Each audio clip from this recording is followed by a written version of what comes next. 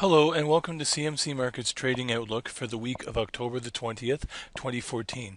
My name is Colin Szynski, Chief Market Strategist.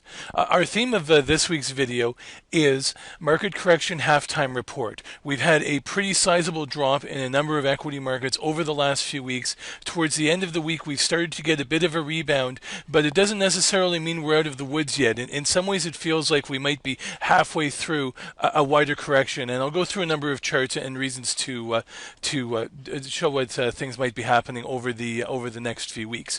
First of all, just looking at straight seasonality, historically the weakest time of the year for stock markets is between approximately the middle of August and the middle of October.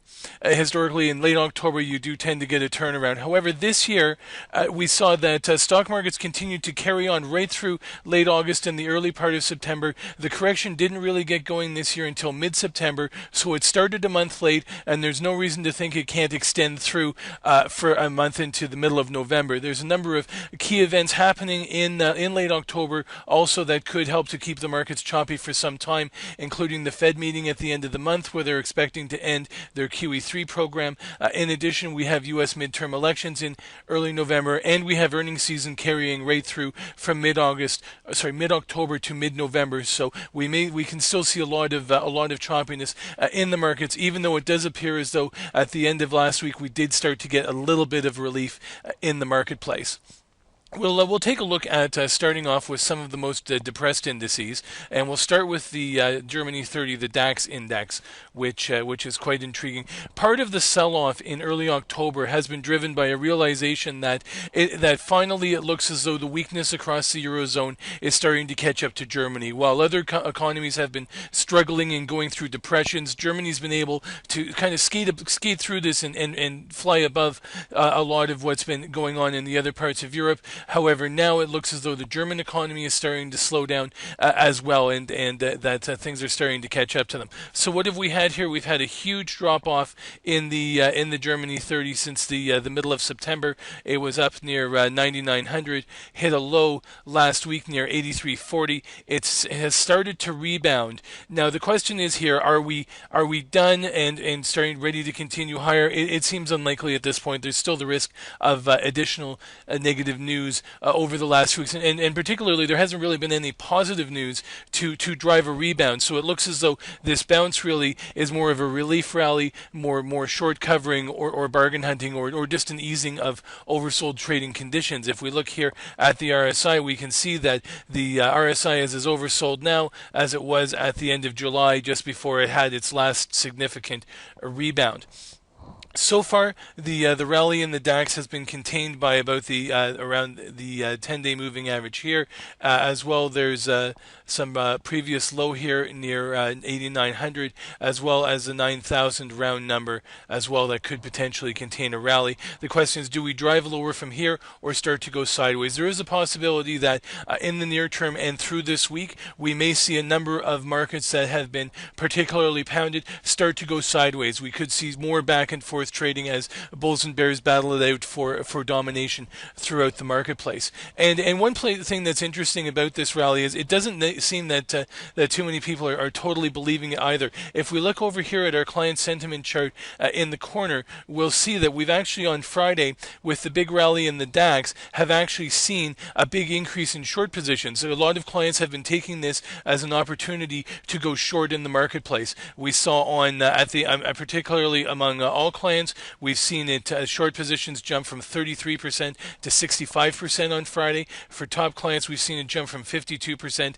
to 77%. And also, as a general note here, looking across the board at Friday afternoon's trading, when we're seeing days where we've got France up 3%, Germany up 3%, Italy up 3%, Norway up 4%, and Sweden up about 3%, UK up 2.2%. So pretty much across the board, solid gains. But When do you see those kind of rallies? Not necessarily in bull markets. You see them more in bear markets. Bear markets are times where you see steady, consistent declines and then sharp upward rallies. Bull markets are times when you see steady upward increases and then sharp declines. So in this case, this has the feeling more of a bear market rally than the start of something new, and we're seeing that the rally's been contained, that a lot of people still don't believe that this is a bullish turn and are looking that this is an opportunity to go short, as our clients have been showing on in Friday afternoon's trading.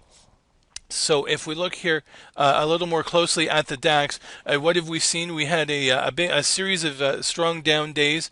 Then we had a hammer candle here. This was on Thursday, and then on Friday we do have a big up move, but it doesn't seem as, because it's been contained by the 10-day average, it looks as though we may struggle. If we do see it start to go through, you could see it start to challenge 9,000, maybe this Fibonacci retest here near 90.65. If it falters here, we could see it pull back and retest perhaps this low here in and around 85.70. The low on Thursday, the intraday low, was down closer to 83.50. The peaking here on the RSI coming back up above 30 does suggest the potential that we've got an upward correction underway. It looks as though really at this point we'll probably see it pause and trade in a fairly wide range here between perhaps 83.50 to 88.50 or 8500 to 8800 or something like that. It does look like it's getting ready to bounce around and go into consolidation mode.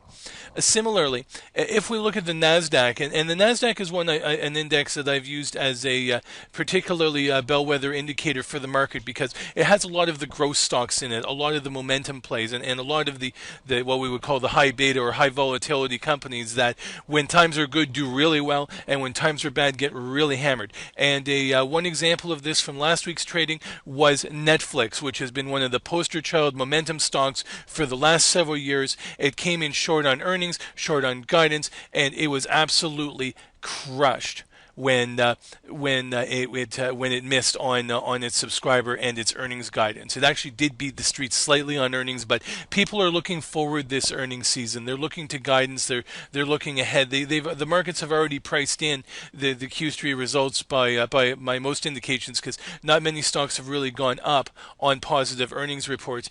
However, on disappointments, they're certainly looking for an excuse to head for the exits all at once. So anyways, in the Nasdaq, the action's been quite significant. We've seen it start to roll over here. Momentum indicators had given us a sense that things were getting a little toppy. First, we had a head and shoulders top in the RSI. That got shrugged off. Then we had a negative divergence, and that one, when we had the peak here in the second overbought and we broke that, we've seen the momentum steadily rolling over since then. What did we see here? The steady advance in the Nasdaq started to top out through September, rolling, and then once it broke this 23% retracement level, the bottom really fell out, getting knocked down, took out 4,039.45 and then pounded all the way down to about 3,700 before it started to find some support. You had a long tail one day. You had a doji candle here showing that bulls and bears were coming in balance. You have had a bounce here on Friday. One encouraging thing, you did get back above your 200 day moving average on the Nasdaq. That's technically encouraging, suggests you may have a bottom in place, but I suspect that rather than seeing happy days again and a big rally, that we're more likely to see this start to go sideways, perhaps in this 3,700 to about 3,850 range, in between these two Fibonacci levels here. In the middle, you've got 3,765, another Fibonacci level, and the 200-day moving average, so you could see it choppy. In particular, you could see some choppiness in the Nasdaq over the next few weeks because you've got all the earnings coming out. Apple kicks it off on Monday. I'll speak a little more to that in a few minutes. And you've also got a number of other major companies reporting this week, including Microsoft and a lot of other tech leaders. So likely to see choppiness in the Nasdaq over the course of the week as things progress. And one other thing I wanted to highlight about the Nasdaq here, if we look over here at client sentiment, once again we've had a big increase on Friday with the Nasdaq rally of clients going short into this rally. We've seen for all clients a jump from 56% short to 72%. For top clients, we've seen a jump from 74% to 92% in terms of position value. So clients have definitely been looking at this rally as more than basically seeing it as a dead cat bounce or a bear market rally based on the trading action we've been seeing on Friday. Looking into the broader markets in the States, we'll take a look at the S&P 500. And what's significant here is that we did see it, of course, spend much of the year going in a rising channel, leveled off from July through September, and then started to roll over. As we had a negative divergence in the RSI, telling us upward momentum was slowing. Once we took out the 23% retracement level, the bottom fell out from under it, had a quick spike down here to about 1820. It rebounded on Friday up towards the 1890s. However, this has been contained by this 23% retracement level, which was not only a breakdown point, it's a Fibonacci level, and you have the 200-day moving average here. So it hasn't been able to retake any of this. All these former supports becoming new resistance is indicative of a bear market. Again, the big rally is more indicative of a bear market bounce than a significant turnaround at this point in time. If you start getting above this 1905, 1910 area, then you would be able to say, okay, fine, then there is an uptrend underway, in which case you could take a run at 1950. But so far, it's looking like it's contained here, and downside support either here near these closes at about 1850-ish, 1855, Fibonacci level about 1840, and the lows of last week closer to 1820. So again, it looks like as though we may see the S&P 500 moving sideways into a trading channel. As we look at the market action for this week, we think about what news could actually drive some of the indices. The primary one that we're really looking to for market action is on. My apologies. It is on Wednesday, and that is the Thursday in local market time. Wednesday evening in North America for the Asia Pacific markets, but generally speaking, on Thursday we get the flash manufacturing reports from around the world. This is the first glimpse of what is the economy doing in October. While stock markets have been selling off, what has the economy been doing for China, Japan, Europe? People are going to be saying, are things slowing, or are things continuing to slow down? Are they stabilizing? Is the bottom falling out from under Germany, or is it just hit a rough patch? In terms of the United States, it's the opposite. People will be looking for signs of, is the U.S. momentum continued in October? Is it likely that the U.S. is going to finish off QE3 at the end of October, or has there been a sudden shift that might make them change their mind at the last minute? So far, most indicators have been pointing to that the U.S. would end the QE3 at the end of October. The stock market correction of the last few weeks suggests that realization has caught up to the stock market as well, even though there's been a little bit of chatter out there about perhaps they might delay, or perhaps wishful thinking about a QE4 program. That seems more to try and calm nerves in the stock market than an actual policy direction at this point in time. A couple of other things I did want to highlight. I will start with Apple. I wanted to highlight the chart on this one. Apple reports earnings on Monday night after U.S. markets close. It's could be a potentially big turning point for the Apple stock. I'm just going to bring up a daily chart here. And because what have we seen in Apple? We had a huge, nice rally here through much of the year in Apple. However, since the beginning of September, when it had its event to announce the iPhone 6, since it launched the iPhone 6. Now, last week we had the event launching the iPad Air 2 and new iMacs and tons of new products. And what's happened? The stock's gone sideways. It's been trading in a channel here between about $96 and about $104, centered on the $100 round number level. RSI momentum has been steadily declining. It's actually gone under 50 to suggest momentum starting to turn down. It's not just upward momentum trading anymore. It's actually momentum starting to point downward. Apple's been telling people that they had record sales for the iPhones.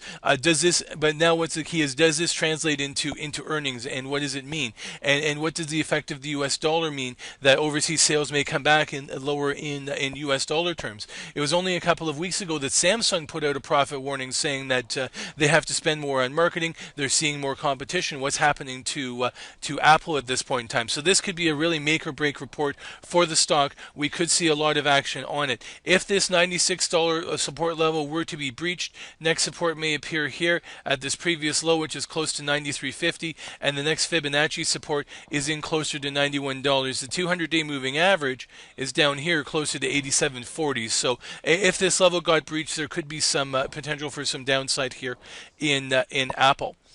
I also wanted to highlight that in addition to the flash PMI, the other big economic news this week also comes out on Monday night or Tuesday local time is in China. We have the GDP report, retail sales, industrial production.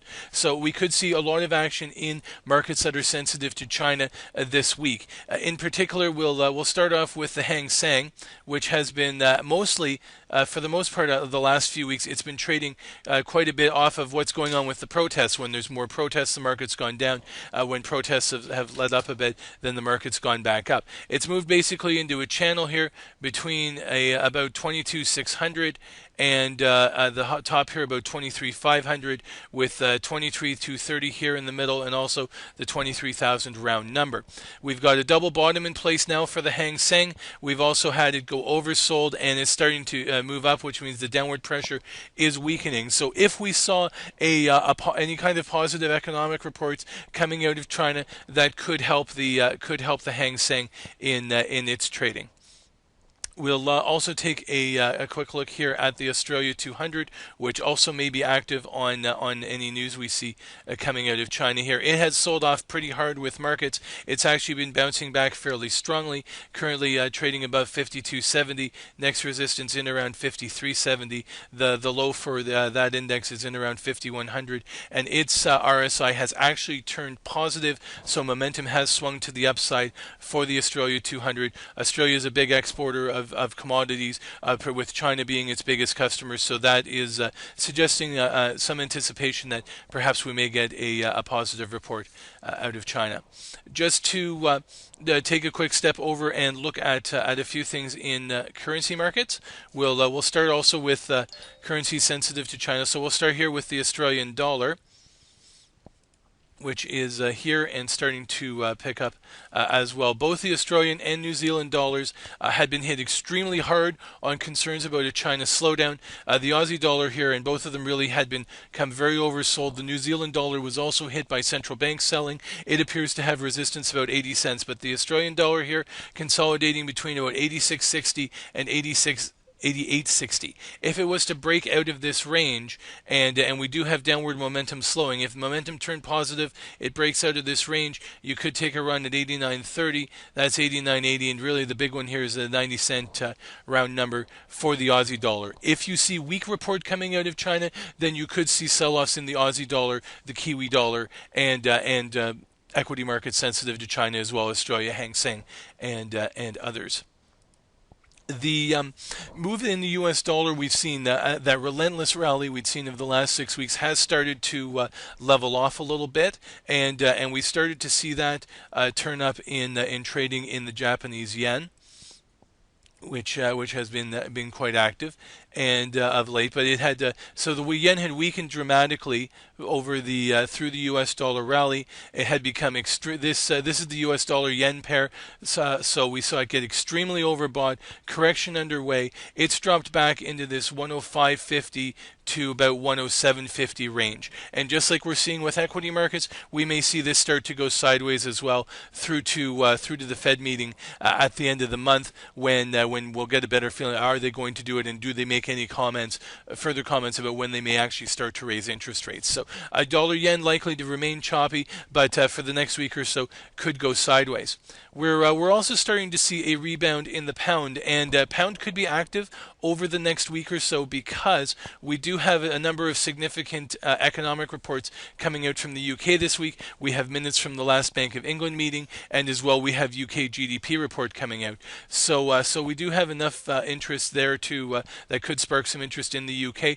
This sell-off here from July to September, combination of and really into October, combination of two things. One was a strength in the US dollar. The other was fears surrounding the Scotland referendum. And so now what we're seeing though is this is starting to stabilize. We're seeing a positive and growing RSI divergence, suggesting that the downward momentum is starting to ease the pressure against it. We have a low in place here with these two body lows here, and that is about 159. We've seen it climb back above 160 and hold above 160, but now we still need to see it break this downtrend. Downtrend resistance in around 161. If it can get through that, maybe able to test 162.30 or about 162.85 for the pound. With the pound and the UK economic news this week, people will be looking for signs of, is the Bank of England still looking at raising interest rates in the early part of next year, and who's going to move first? Would it be the Bank of England, or could it be the Fed? That question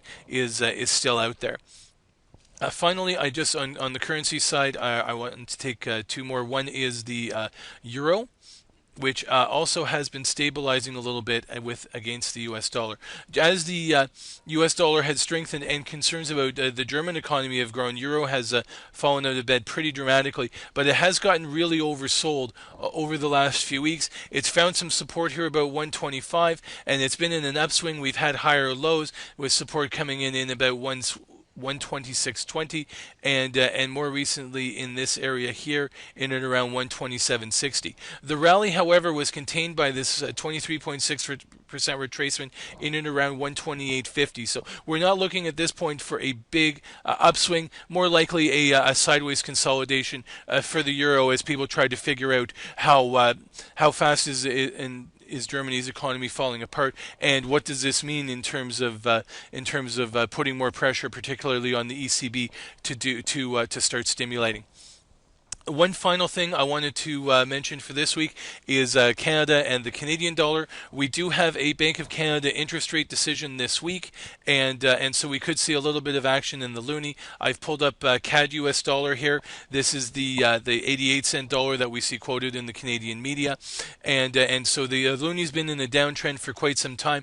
Does look as though we had a couple of hammer candles here that have pushed down below 89 or below 88.50, but finding support in and around 88. We're seeing it start to stabilize. Really, the loonie has got to get back above 90 to signal any kind of an upswing. Otherwise, it does remain in a downtrend. So that concludes my comments for this week. It does look like we're headed for another active week of trading. We may see more shorter-term moves, smaller moves, more quick reversals in the marketplace as markets try to regain some footing after the big moves of the last couple of weeks.